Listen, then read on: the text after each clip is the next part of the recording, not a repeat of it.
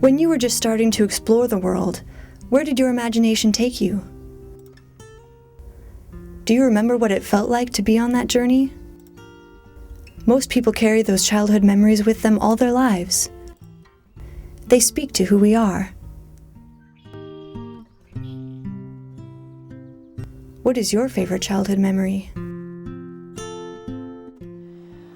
I'm one of 7, so there was always something in my family going on, and there was always just a bunch of neighborhood kids, and we'd play tag football or soccer or kickball, and it was just in the summer we played hide and seek in each other's backyards, and it was just a lot of fun growing up in that type of environment.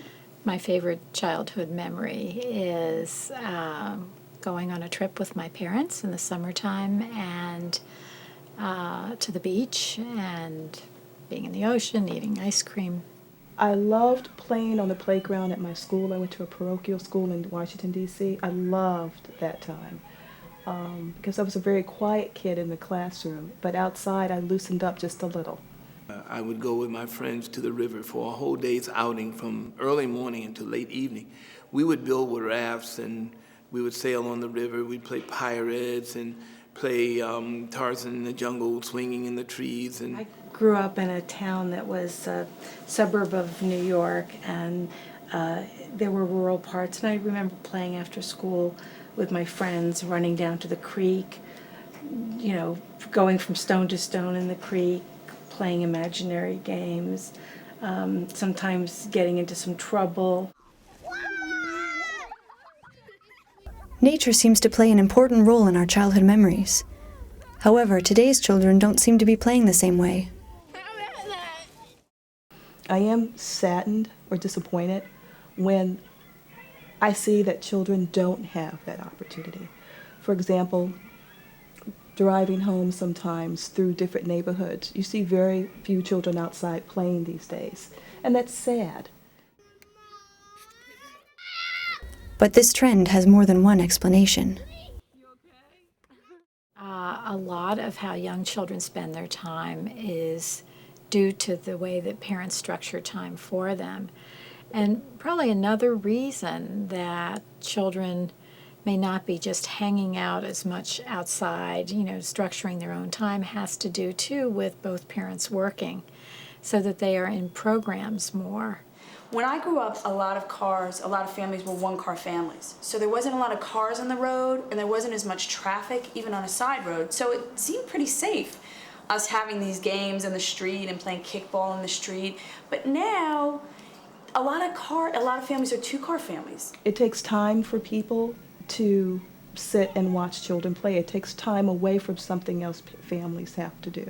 So I think sometimes that inhibits the children being able to get out and interact with peers on a daily basis, on a wide, large social basis.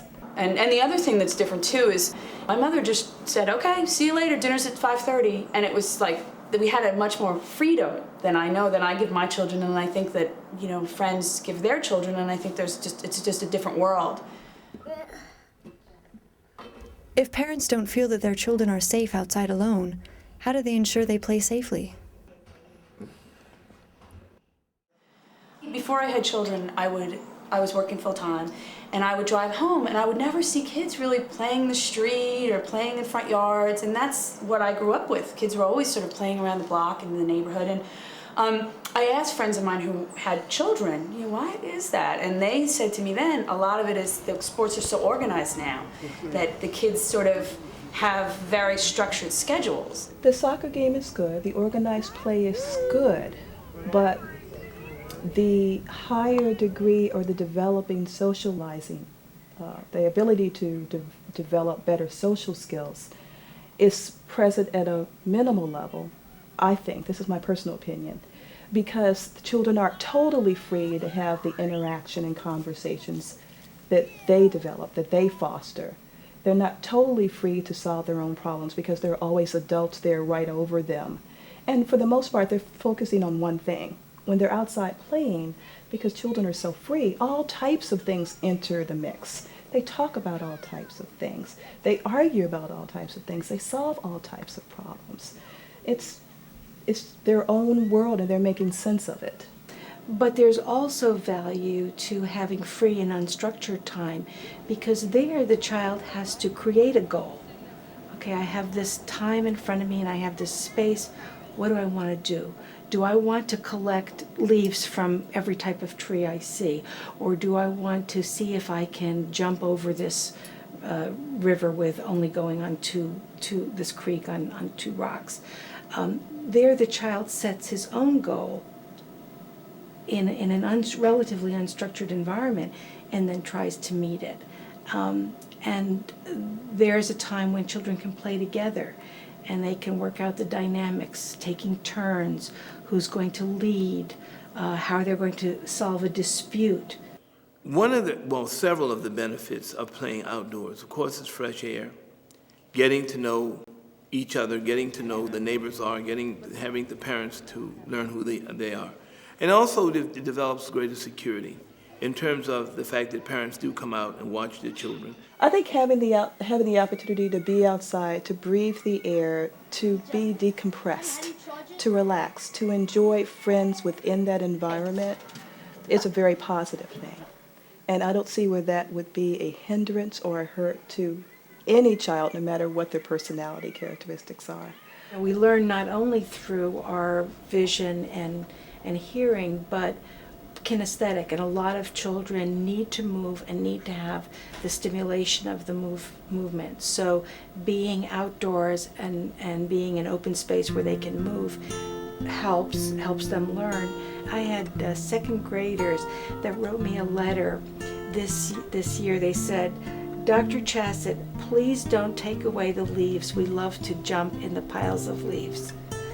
And, you know, I think that really says it all.